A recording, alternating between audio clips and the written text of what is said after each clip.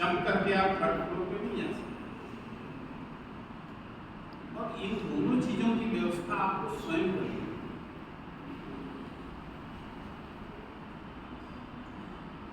अब बात करते हैं कि जो पढ़ाई की बात होती है, जो जिस देश से हम लोग यहाँ, जिस वजह से हम लोगों की ये पूरी बॉन्डिंग है, ये कैंपस है, क्यों? एजुकेशनल पर्पस, इसी वजह से हम सब यहाँ हैं। तो एजुकेशन के लिए जैसे बच्चे आए, एब्सेंट हुआ, एब्सेंट के लिए हो जाता है, तो घर में बहुत जरूरी काम है। उसी में एक आर्टिकल पढ़ रहा था, जरूरी काम जो भी आपके पास होता है, क्या उस जरूरी काम के लिए आप अपनी सारी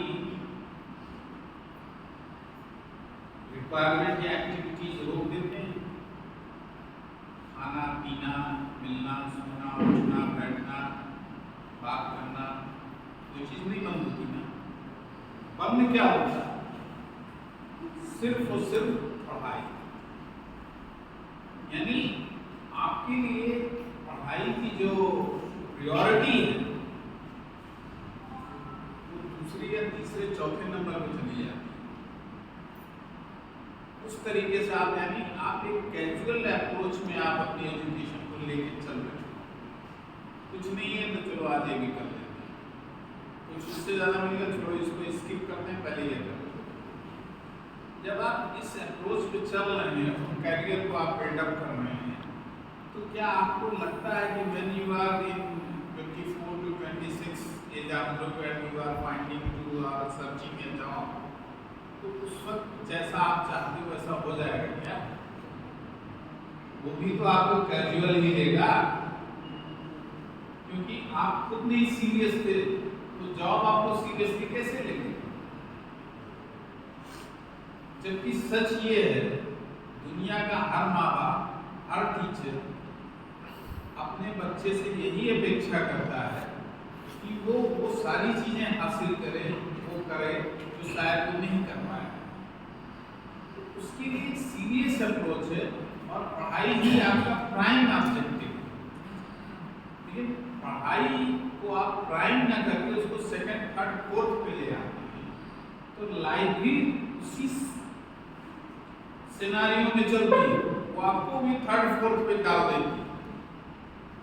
और जो बच्चे उसको प्राइम ऑब्जेक्टिव लेके आते हैं, सारी समस्याएं हैं, उसके बावजूद sorry, I can not miss my class, I can not miss my practicals, I can not bunk my institution, हम ये कर लेंगे, उसके बाद ही करें। तो आपकी लाइफ में वो एक सीरियस अप्रोच आ जाती है जो आपको आगे बढ़ाती हो, आपको फ्यूचर में आगे बढ़ने से रोक ही नहीं सकता। यही किसी भी इंस्टीट्यूशन का प्राइम ऑब्जेक्टिव होता है कि अपने स्टूडेंट्स को आगे लेके जाए और उसको हर उस तरीके का प्लेटफॉर्म दे, हर वो एक्सपीरियंस दे जो उसको फ्यूचर में मिलने हो। उसी दिशा में आज ये इवेंट आपने ऑर्गेनाइज किया, ये कोई मौज मस्ती वाला ऑर्गेनाइजेशन नहीं था, इवेंट नहीं था, ये एक सामूहिकता, ग्रुप, जिसको कहते हैं ग्रुपिज्म कहते हैं, सामूहिकता, समूह में कैसे काम करते हैं, ये आपको सीखने का अवसर मिलता है इस तरीके के इवेंट्स में पार्टिसिपेट करके। क्योंकि आप यहाँ पे जितने लोग बैठे हैं डिफरेंट एज ग्रुप में हैं, कुछ 18 के हैं, कुछ 20 के हैं, कुछ 22 में हैं, कुछ 24 में हैं। इस एज ग्रुप के लोग हैं, यहाँ 18 से लेकर के 24 के बीच में सारे बच्चे होंगे। डिफरेंट माइंड सेट के, कोई 3 महीने के कोर्स में है, कोई 3 साल के कोर्स में, डिफरेंट बैकग्राउंड से आते हैं।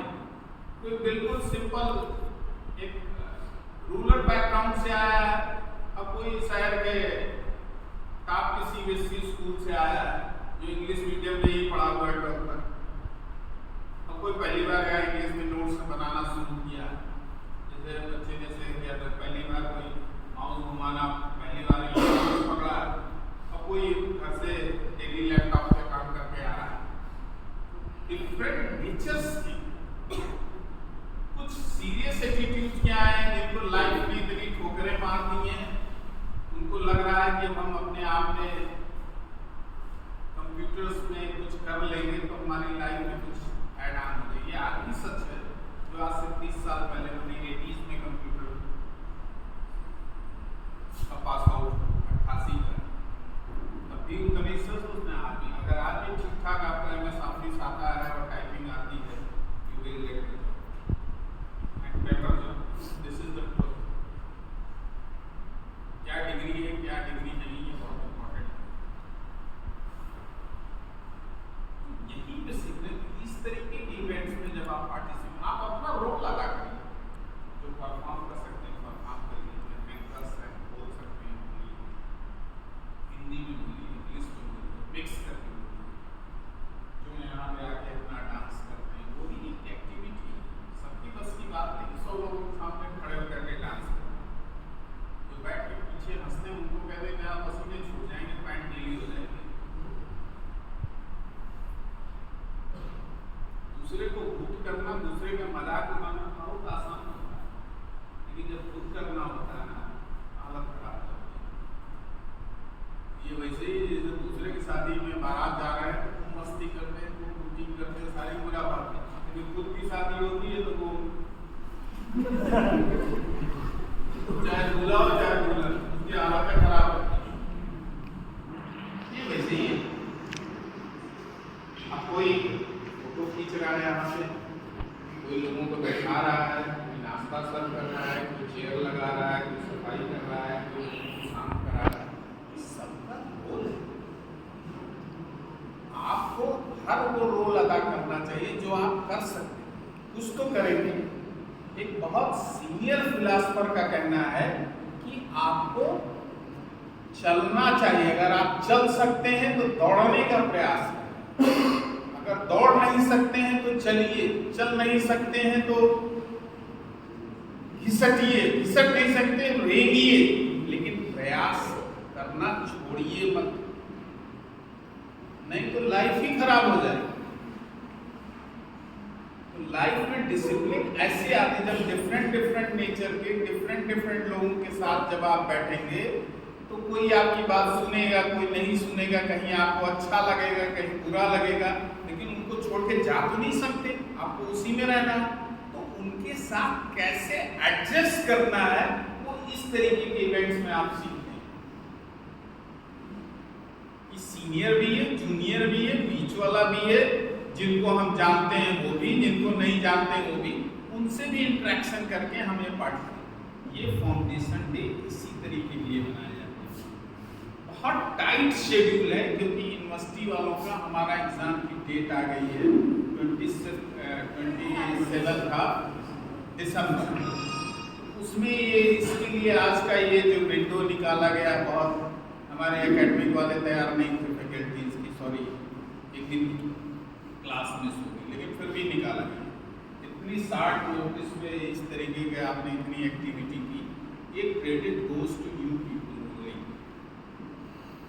जिन लोगों ने आए अपना कॉन्फिडेंस के साथ यहाँ पर खड़े हुए, जो पहली बार आए, जो एक 2-2 साल से बैठे उनके अंदर हिम्मत नहीं आ रहा है, आना चाहिए। हर स्टूडेंट लाइफ की एक कुछ यादें होती हैं जिसको अभी आप हल्के में बिता रहे हैं, बदमाशी करके या खुराफात करके, लेकिन 10 साल बाद 2032 में आप याद करेंगे, जब बच्चों में देखें यार कभी हम भी थे ऐसे, काश हमने भी कुछ किया होता, कुछ हमने भी किया, तो कुछ अपनी यादों में कुछ चीजों को बटोर के रखें। वो ये इवेंट आपको वो प्लेटफॉर्म देता है। बाकी बदमाशी खुराफात तो आप हमेशा करते हैं, वो आपकी यादें नहीं है, कुछ दिनों बाद तो आपको उस पर शर्म आएगी, हंसी भी लगेगी, आप अपने आप को देख के हंसेंगे, अपने आप को गिल्टी में से, अरे यार मैंने इस तरीके की बदतमीजी की, ये तो बिल्कुल नहीं करनी चाहिए। वो क्षणिक आवेश होता है, क्षणिक उसमें लगता है कि चलो ठीक है, लेकिन बाद में बुरा लगता है। क्योंकि हर इंसान के अंदर दोनों चीजें होती हैं, पॉजिटिव भी होता है, नेगेटिव भी होता है। अच्छा बुरा कैसे बनता है? पॉजिटिविटी बढ़ जाती तो अच्छा इंसान बन जाता है, निगेटिविटी बढ़ जाती है तो बुरा बन जाता है। अभी आपने सुना होगा 35 टुकड़े वाली कहानी। तो इंसान क्या है? राक्षस। आप फ्रिज में से एक चॉकलेट निकालते हैं और दूध पीते, उसमें चींटी या कॉकरोच घुस जाए तो कूदने लगते हैं। और कोई भी किसी पार्टी काट के आप फ्रिज में भर दें और उसी घर में रहे, पता नहीं कैसे रखता है, ईश्वर जाने। उसको आप इंसान मानेंगे? नेगेटिविटी का हाई चला गया। ऐसा भी नहीं होना चाहिए। तो आपको अपने करियर को सेफ देना है। अपने करियर को सेफ देने के लिए जो भी अवसर आपको मिल रहे हैं, ईश्वर ही आपको अवसर देता है। ईश्वर के रूप में इस धरती पे माँ बाप अवसर देते हैं। आप कितनी मेहनत से, कितने एफर्ट से, कहाँ से पैसे लाते हैं, फिर आपको उन्होंने यहाँ पे भेजा है, कपड़े दिए, ब्रांडेड कपड़े दिए, बाइक दिया, गाड़ी दिया, ये वो फीस, अपनी सारी कटौती करके आपने यहाँ भेजा और आपको अवसर दिया कि आप अपने आप को बिल्डअप करें। आप उस अवसर का इस्तेमाल करने के बजाय उसको कैजुअल यूज कर रहे हैं या वेस्ट कर रहे हैं या जो भी कर रहे हैं, नुकसान किसका कर रहे हैं? अपना खुद का कर रहे हैं। मेरा ये मानना है, चाहे आप 3 महीने के कोर्स में हो या 6 महीने के हो या 1 साल में हो या 3 साल के कोर्स में हो, जितना भी अवसर आपको मिला है उसका भरपूर फायदा उठाएं और मैक्सिमम यहाँ से लेके जाएं। हम आपको वो सब देना चाहते हैं जो हम जानते हैं, जो हमने सीखा है, अनुभव किया है, जिसकी आज मार्केट में डिमांड है। अभी किसी ने बात किया था डिजिटल असाइनमेंट।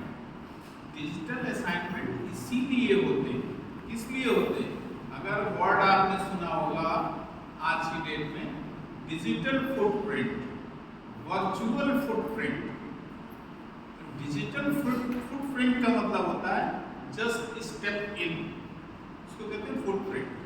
फिजिकल फुटप्रिंट है कि आप यहाँ आए। डिजिटल फुटप्रिंट का मतलब होता है when you are doing some activity on social media as well as you can say digital media। Social media भी बच्चों को कल मैंने समझाया था, हमारे एक्स्ट्रा क्लास में आए थे। सोशल मीडिया का मतलब होता है आज के डेट में सबसे मीडिया 2 तरीके की होती है। पहले प्रिंट मीडिया होता था जिसमें न्यूज़पेपर, मैगजीन आता है, फिर इलेक्ट्रॉनिक मीडिया होता था जिसमें आपके टीवी चैनल्स आते हैं। अब उसका तीसरा वर्जन आ गया जिसको हम कहते हैं सोशल मीडिया। सोशल मतलब सोसाइटी, सामाजिक। अब सोशल मीडिया को डिजिटल मीडिया में क्या कैसे यूज कर रहे हैं आप? उसका पहला सबसे पॉपुलर एप्लीकेशन है Facebook. Second one is the WhatsApp, third one is the Instagram, fourth one is the YouTube and fifth one is the Twitter.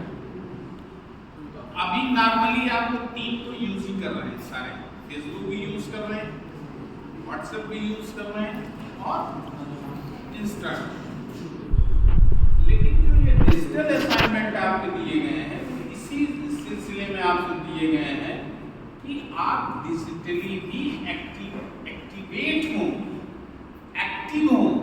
Digitally active होने का ये मतलब नहीं जो आप डेली करते हैं कि फेसबुक पे लाइक डिसलाइक करते हैं या फोटो अपनी सेल्फी बना के पोस्ट करते हैं या good morning good evening message post करते हैं या जिनके बहुत नियरेस्ट में हेलो हाय में भी करते हैं। वो this is not a digital footprint. वो नहीं है, वो ये है जैसे आपका सीरियस इंस्टीट्यूट की आपकी चीजें जाती हैं, उसमें आप कुछ लाइक करते हैं, पहले तो लाइक करें, फिर बाद में आप कुछ लिखेंगे क्या? लिखने में लिखना नहीं आता तो आपने देखा तो उसमें रेडीमेड कंटेंट लिखते हैं, तो ज्यादातर हम उसी को कर देते हैं। करते करते भी कुछ और सीख जाते हैं तो उसमें कुछ मॉडिफाई करके कुछ ऐड ऑन करते हैं। ऐसे ही आपकी कमेंट लिखने की प्रक्रिया शुरू उसमें करें। आपका YouTube चैनल है कॉलेज में, उसमें लिखें। आपका इंस्टाग्राम है, उसमें लिखें। इससे फायदा क्या होगा? After 4 to 6 years when you are searching the job, at that time HR will select your resume, then she will check your digital profile। तो आज की डेट में ट्रेंड स्टार्ट हो गया है, HR वाली जसमीत मैम ने भी पूछ लेना उससे, और डिजिटल प्रोफाइल साइलेंटली चेक करेगी। आप साइलेंटली चेक करेगी तो व्हाट्सएप में कितने फोटो आपने ट्रांसफर किए, फॉरवर्ड किए, वो नहीं चेक करेगी। तो इसमें सीरियस एक्टिविटी क्या की, कैसे आप लिखते हैं, उस लिखने से, उस कमेंट से आपका माइंडसेट पता चल जाता है। वो फेसबुक भी चेक करेगी किसको करना है। तो जो आपने इंस्टीट्यूट के या दूसरी चीजों में जो सीरियस वो चीजें आपकी वहां पे कंसीडर होती है। तो डिजिटल एक्टिविटी से भी आपका जो एक करिकुलम है उस दिशा में भी आप एक कदम आगे बढ़ाते हैं। ये अलग बात है कि अभी आप उन चीजों को समझते नहीं, you are just taking just like a burden के सर पे, या तो भगवान ने कौन सा पर्वत उठाया था भाई, गोवर्धन उठाया था, ये आपके ऊपर हमने रख दिया है कि आपसे असाइनमेंट करवा दिया। बहुत गलत काम। वो इसलिए फिजिकल असाइनमेंट इसलिए है कि कॉपी करें